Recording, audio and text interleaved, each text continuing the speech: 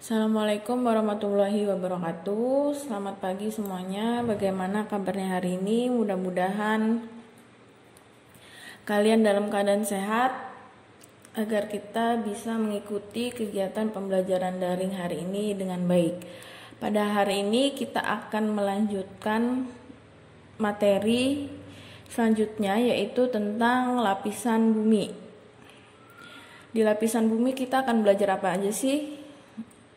Nah, yang pertama, lapisan bumi terdiri atas ada atmosfer, yaitu komponen-komponen gas. Yang kedua ada litosfer, yaitu lapisan terluar bumi. Yang ketiga adalah hidrosfer, yang berisi komponen-komponen air. Yang pertama akan kita bahas yaitu tentang atmosfer. Atmosfer terdiri dari yang pertama ada yang namanya troposfer.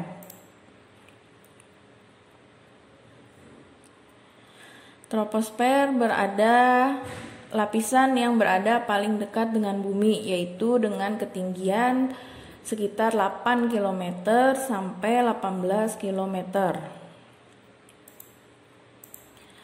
Yang kedua ada stratosfer.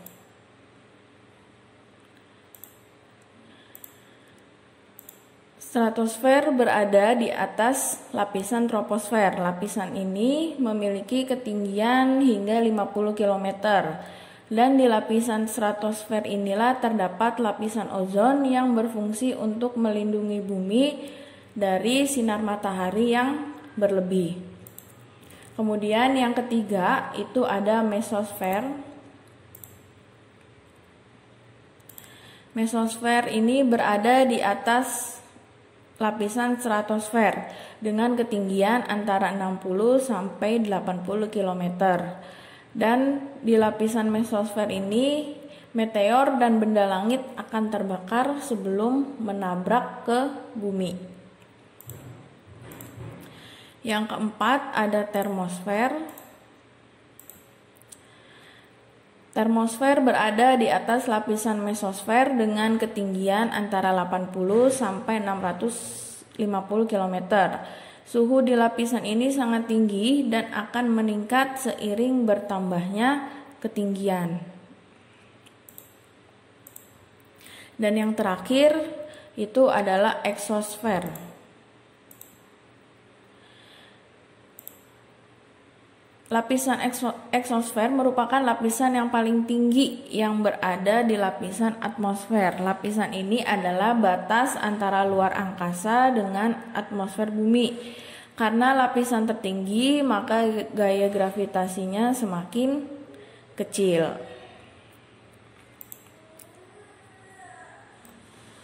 Nah, ini adalah gambaran dari lapisan atmosfer bumi.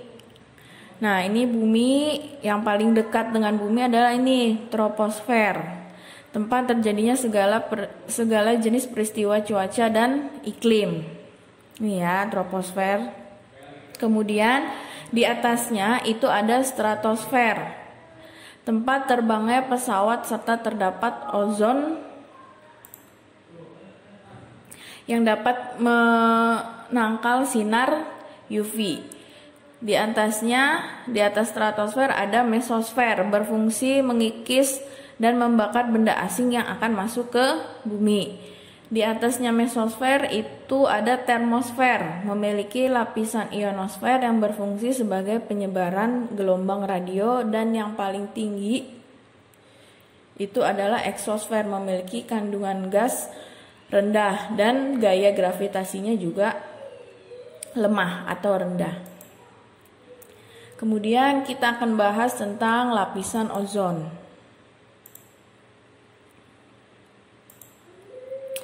Lapisan ozon terdapat pada stratosfer dengan ketinggian 18 sampai 54 km.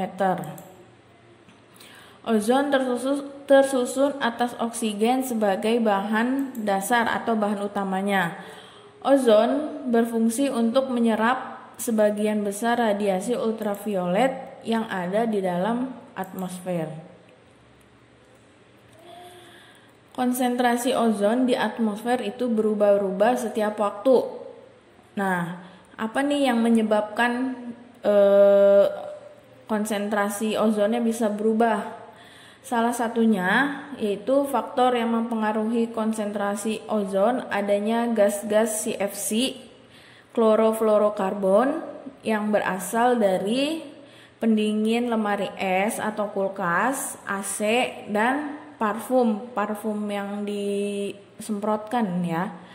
CFC mampu memecah molekul ozon yang berada di atmosfer sehingga dia bisa konsentrasinya berubah-ubah.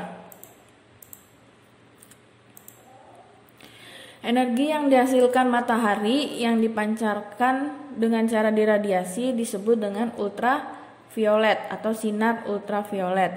Jika terlalu lama terpapar sinar ultraviolet, maka dapat menyebabkan kerusakan kulit dan bisa juga sampai ke kanker kulit. Akan tetapi hanya 50% dari energi radiasi matahari yang sampai ke permukaan bumi. Pada kenyataannya jumlah radiasi ultraviolet yang sampai ke permukaan bumi hanya 1% karena 99%-nya itu diserap oleh lapisan ozon. Jadi dari 100% hanya 1% yang masuk ke bumi, sisanya itu diserap oleh lapisan ozon. Makanya lapisan ozon itu sangat bermanfaat sekali untuk bumi. Pemecahan pada molekul ozon oleh CFC mengakibatkan penurunan konsentrasi ozon secara berkala. Penurunan ozon tersebut terjadi di bagian kutub utara atau Antartika. Fenomena ini disebut dengan lubang ozon. Pada setiap tahunnya, konsentrasi ozon pada akhir bulan Agustus dan awal September itu mulai menurun, dan pada bulan Oktober konsentrasi ozon mencapai titik terendah, dan konsentrasi ozon itu akan terus naik dan lama-lama lubang ozonnya akan hilang pada bulan Desember. Hasil pengamatan NASA menunjukkan bahwa lubang ozon semakin membesar dari tahun 1980 hingga tahun 2010. Nah, ini adalah gambar lubang ozonnya. Pada gambar di atas nih terlihat warna biru tua menggambarkan konsentrasi ozon yang paling rendah.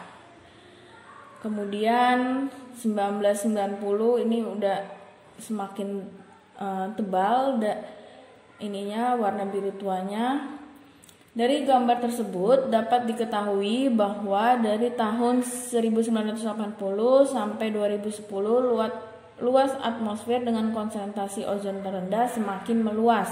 Hal ini menunjukkan dampak serius dari penggunaan CFC. Nih yang tadinya segini nih, dan penggunaan CFC masih belum banyak ya. Kemudian semakin berganti tahun dan sampai di akhir tahun 2010 udah seperti ini. Berarti kalau biru tua ini menandakan lapisan ozonnya penggunaan CFC-nya sudah semakin banyak dan makin melebar lubang ozonnya. Seperti itu. Makanya kalau bisa kita mengurangi penggunaan CFC kalau tidak penting-penting sekali. Oke, cukup sekian penjelasan hari ini. Terima kasih. Wassalamualaikum warahmatullahi wabarakatuh.